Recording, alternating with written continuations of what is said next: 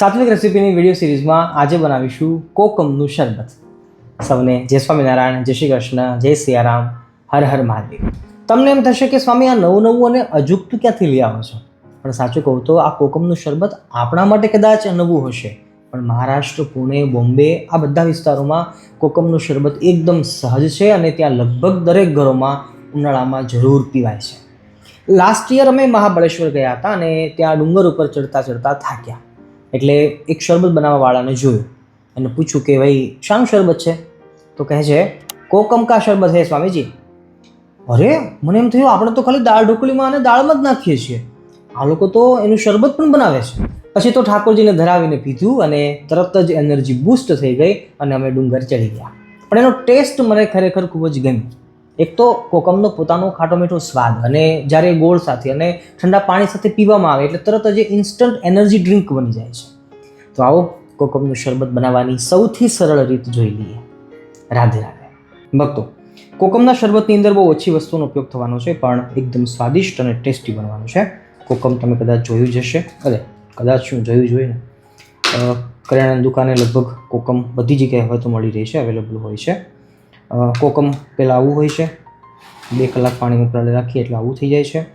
કોકમનું શરબત 2 પ્રકાર બનતું હોય છે. પાણીમાં આને ઉકાળી રાખીએ અને ઇન્સ્ટન્ટ બનાવવું હોય તો ઉકાળીને બનાવી શકીએ છીએ. હાલ આપણે બનાવી રહ્યા છીએ, 2 કલાક પહેલાં પલાળી દીધું હતું અને હવે પછી આપણે એને મિક્સર ગ્રાઇન્ડની અંદર ગ્રાઇન્ડ કરી નાખીશું. એ રીતે પણ બની શકે છે. તો 10-12 કોકમના જે આ ફૂલ હોય છે કે ફળ હોય છે એને પાણીમાં પલાળી દઈએ. 4-5-8 આપણે લવિંગ આપણે નાખવાના છીએ. એ ઉપરાંત ગોળનો ઉપયોગ કરવાના છીએ હેલ્ધી બનાવવા માટે, સંચળ પાવડર અને સાથે નમક. બસ આટલી વસ્તુનો ઉપયોગ કરી અને સ્વાદિષ્ટ એવું ખાટું મીઠું કોકમનું શરબત આપણે તૈયાર કરીશું. સૌપ્રથમ પલાળેલા કોકમને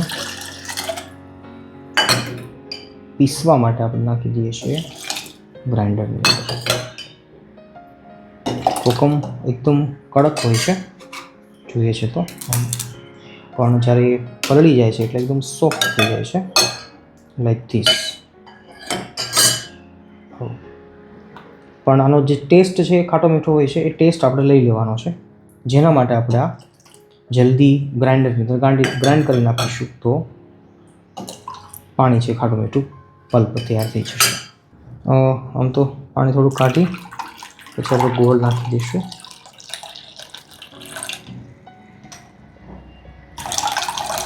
ગોળ મહત્વનો છે તો કેમ બોલાય, ગોળનો પાવડર. તમે દેશી ગોળ પણ લઈ શકો છો, મારા જોડે નહોતો એટલે માટે હું આ કેમિકલવાળો ગોળ નાખું છું. સ્વાદ અનુસાર ગોળ લેવાનો છે. હું હાલ 3 ગ્લાસ બનાવું છું તો એના માટે હું 5 ચમચી ગોળ નાખું છું. 2 કે 1.5 ગ્લાસ કદાચ બનશે. અને હવે આવશે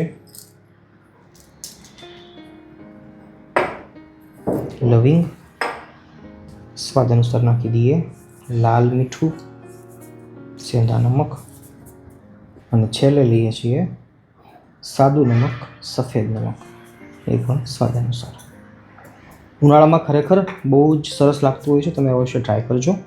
ચાલો હવે ફટાફટ આને ગ્રાઇન્ડ કરી દઈએ.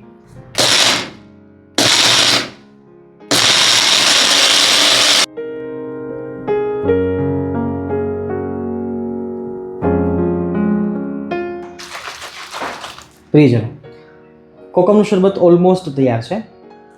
તમને પ્રશ્ન થશે કે સ્વામી લવિંગ શા માટે નાખ્યું? લવિંગ તો તાસીર ગરમ હોય છે. કારણ એ હતું કે ઇલચી નાખવી જોઈએ. આમ તો ઇલચીની તાસીર છે ઠંડી હોય છે, પણ મારા જોડે નથી, એટલા માટે મેં ટ્રાય કરી છે આજે લવિંગની. તમે ઇલચી જરૂર નાખજો.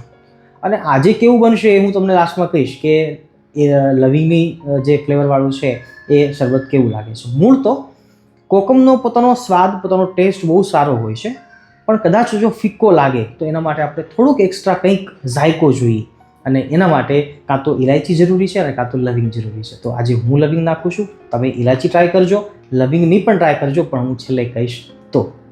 અને હા, બીજી મહત્ત્વની વાત એ હતી કે મહારાષ્ટ્ર બાજુ, પુણે બાજુ આ કોકમના જે તાજું ફળ હોય ને એને ચાસણીમાં રાખી અને ખાંડની અંદર બોળી રાખી, તડકે મૂકી અને પછી એનું સિરપ બનાવતા હોય છે.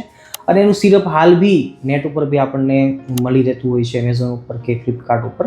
અને કદાચ બજારમાં પણ મળતું હશે, આઈ ડોન્ટ નો, મને ખબર નથી. પણ સિરપ પણ મળી શકે છે, પણ સૌથી મોટી નુકસાની કે તકલીફ એ છે કે એની અંદર ખાંડ વધારે માત્રામાં હોય છે.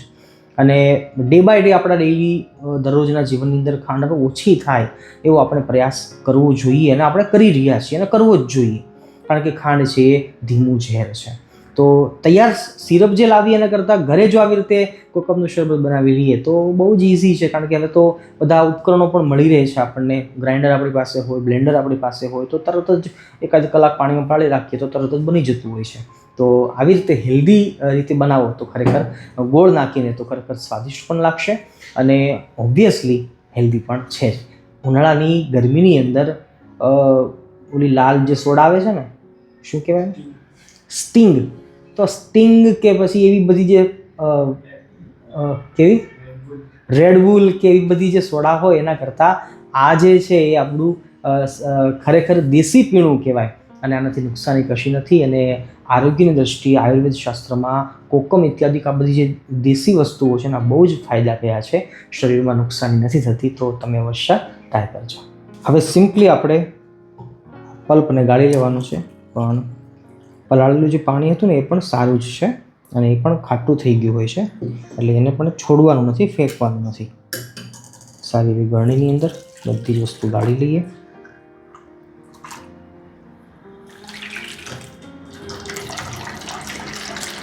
મિક્સરની અંદર ત્યાં સુધી ચલાવજો જ્યાં સુધી ગોળ છે એ પણ એકદમ ઓગળી ન જાય, પીગળી ન જાય. એટલે આપણે અહીંયા આ ટાઈમે ગોળ જો આખી ગાંગડી હોય તો રહી જાય, પણ ગોળ પીગળી જાય ત્યાં સુધી આપણે ચલાવતા રહીએ. સારી રીતે નીચોઈ લઈએ, અને નીચે જે તૈયાર થયું છે એ છે આપણું દેશી રેડ બુલ. બરાબર, ચાલો લો. હવે ઠંડા બરફના ટુકડા લઈ અને પછી ગ્લાસમાં ઠાકોરજીને ધરાવી, અને આપણે ઉનાળાની ગરમીમાં બહાર જવું હોય તો પણ પી શકીએ, બહારથી આવ્યા હોઈએ તો પણ પી શકીએ, તરસ લાગી છે બહુ તો પણ પી શકીએ, બીમાર પડ્યા છીએ તો પણ પી શકીએ, નથી બીમાર પડવું તો પણ પી શકીએ. કોઈ પણ રીતે આપણે પી શકીએ. જેમાં પહેલાં પી શકીએ, જેમાં પછી પી શકીએ, સૂતા પહેલાં પી શકીએ, સૂતા પછી ના પી શકાય. ભક્તો, જ્યારે ગાળી નાખીએ છીએ કોકમને પછી આવો ચૂરો વધે છે, એ કૂચાને ફેંકવાની જરૂર નથી, અને આપણે દાળની અંદર પણ ઉપયોગ કરી શકીએ છીએ. પાણીમાં પલાળી રાખીએ પછી એ પાણી દાળમાં નાખીએ તો પણ ચાલે, અને કદાચ પોટલી બાંધીને દાળમાં નાખીએ તો પણ ચાલે છે. કદાચ કૂચું આપણા ખાવામાં ન લાવવું હોય તો કોઈ પણ રીતે આપણે એને વાપરી શકીએ, ફેંકવાની જરૂર નથી.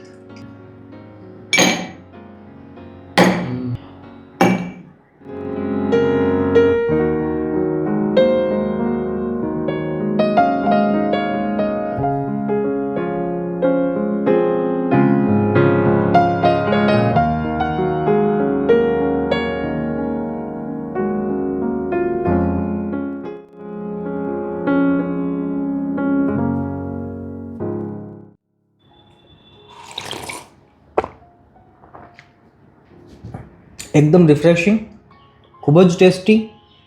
કોકમનો પોતાનો સ્વાદ સારો આવે છે, ગોળનો પોતાનો સ્વાદ સારો આવે છે, અને એલચીની જગ્યાએ જે આપણે લવિંગ નાખ્યું છે એનો પણ ટેસ્ટ લાજવાબ આવે છે.